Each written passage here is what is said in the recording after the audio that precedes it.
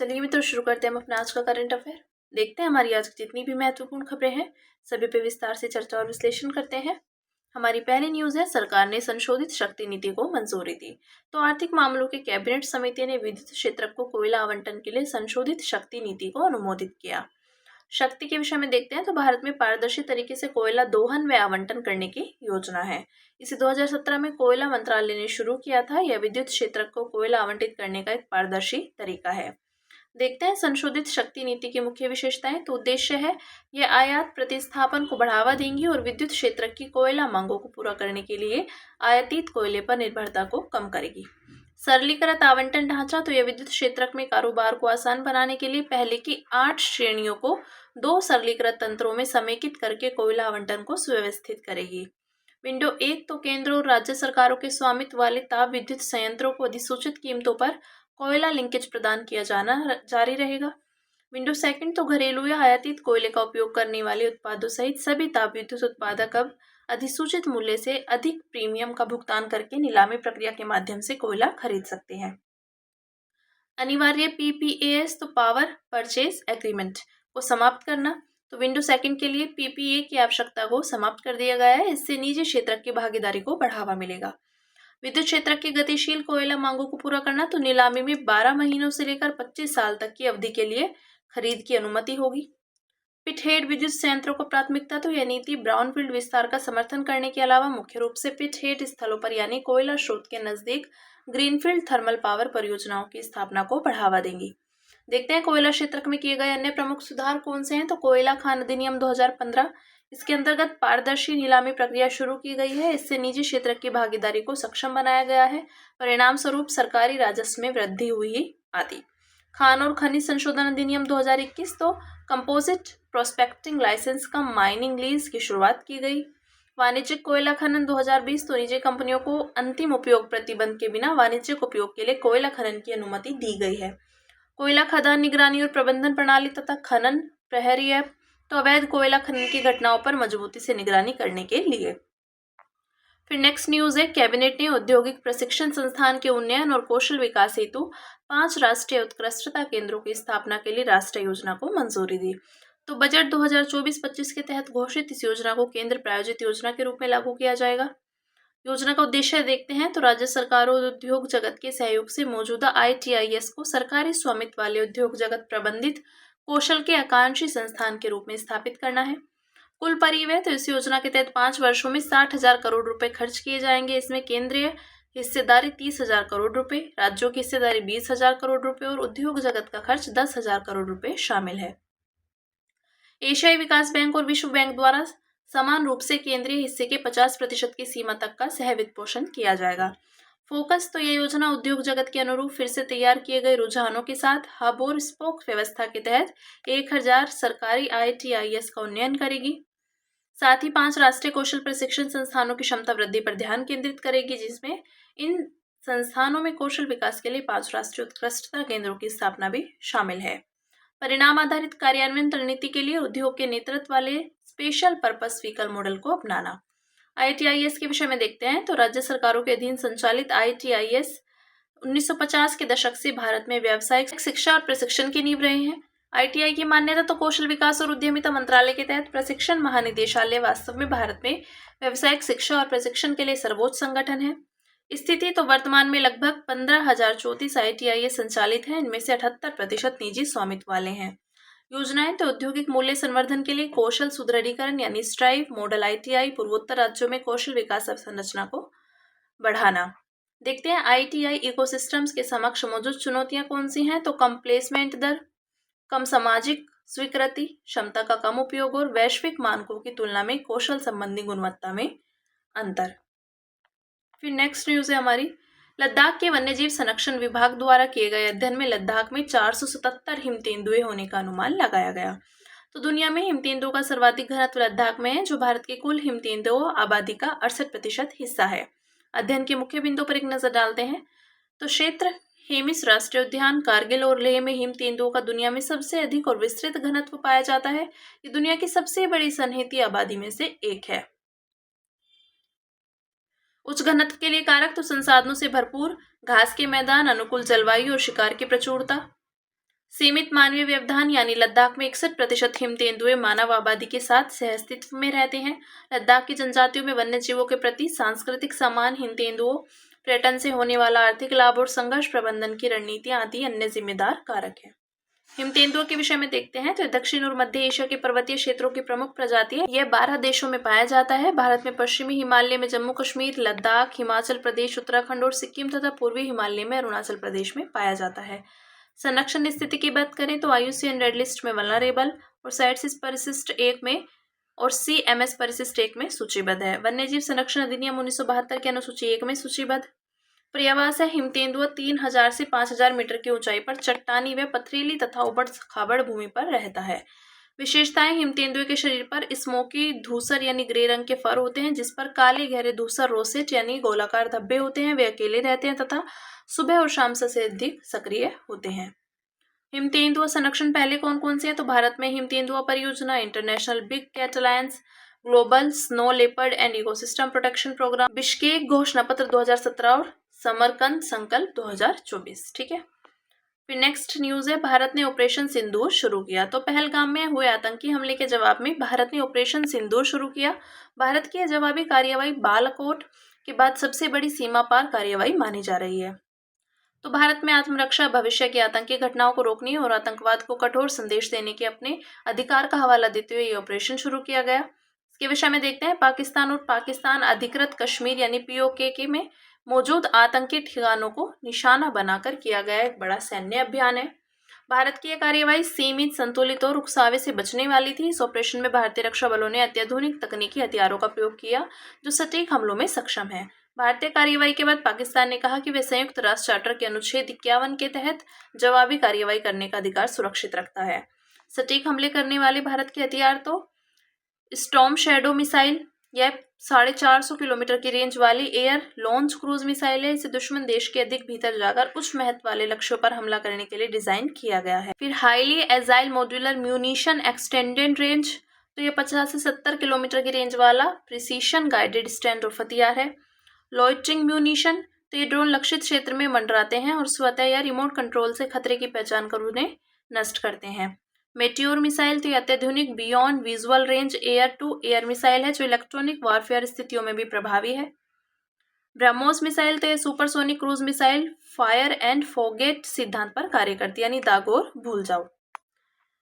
देखते हैं संयुक्त राष्ट्र चार्टर का अनुच्छेद 51। तो इस अनुच्छेद के अनुसार किसी सदस्य देश पर सशस्त्र हमला होने की स्थिति में उसके व्यक्तिगत या सामूहिक आत्मरक्षा के अधिकार को संयुक्त राष्ट्र चार्टर नहीं रोकता।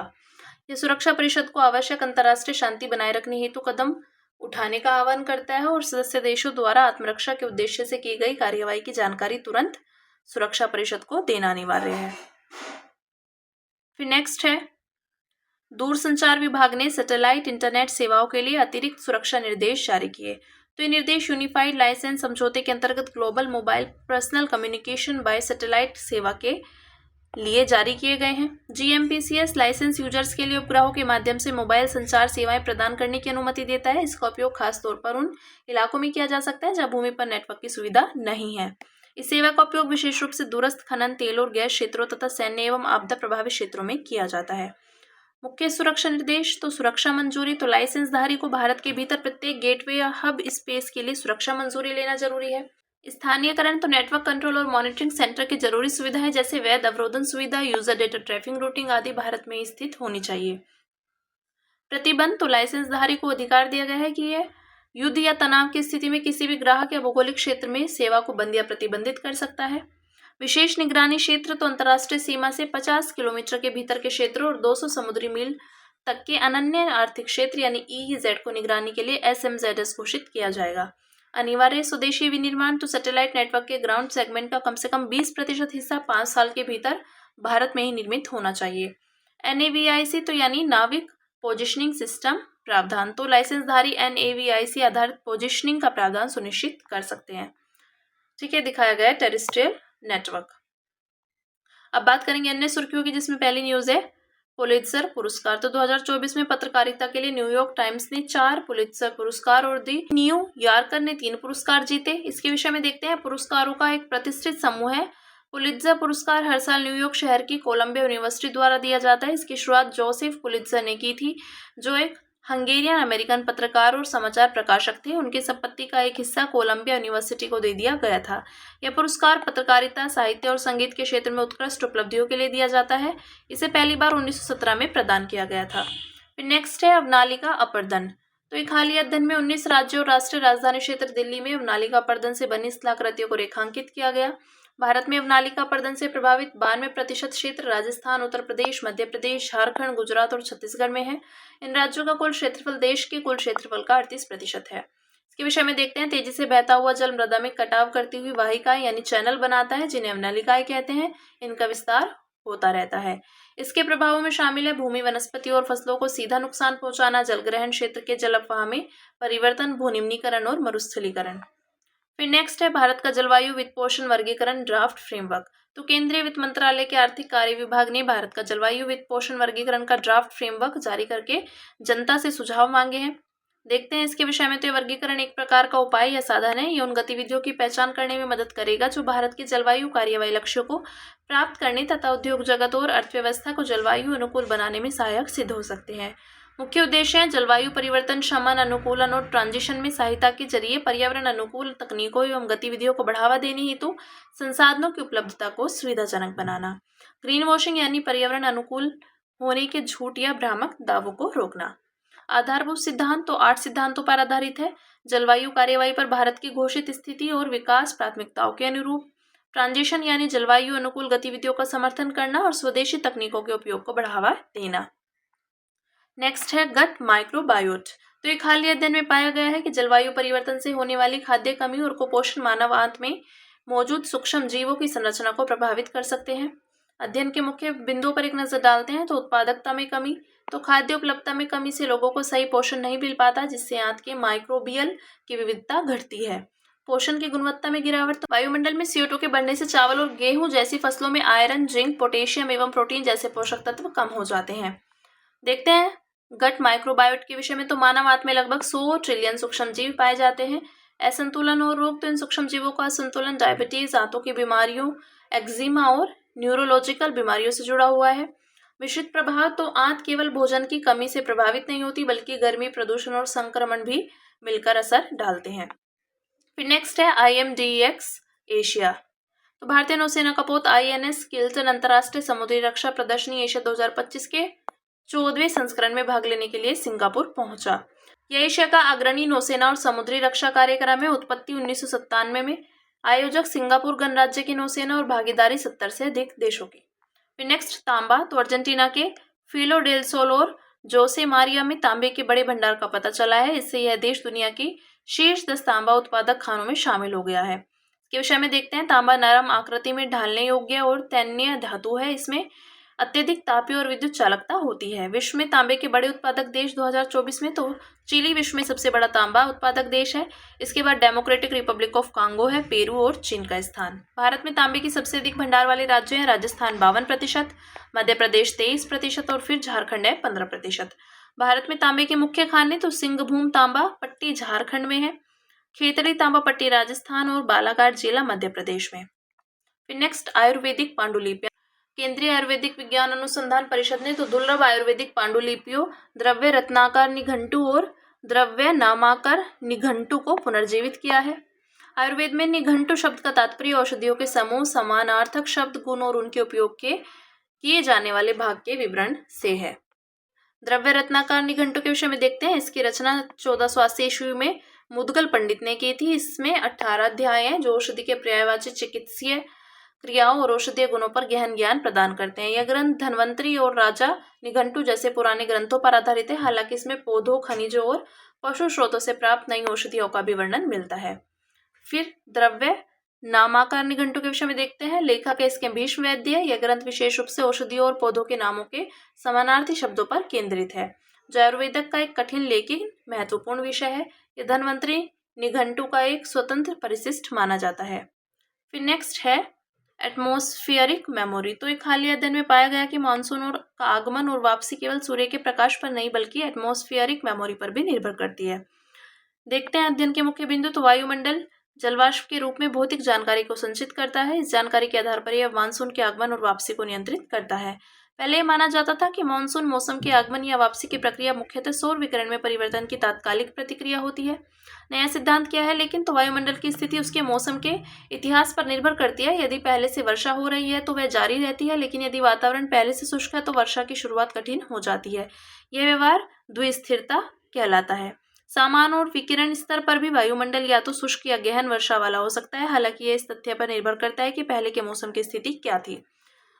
फिर लास्ट न्यूज है हमारी Indo Pacific logistics network IPLN। तो क्वाड के सदस्य देशों ने हवाई द्वीपों के होनोलुलु में Indo Pacific logistics network simulation पूरा किया। क्वाड के सदस्य हैं ऑस्ट्रेलिया, भारत, जापान और संयुक्त राज्य अमेरिका।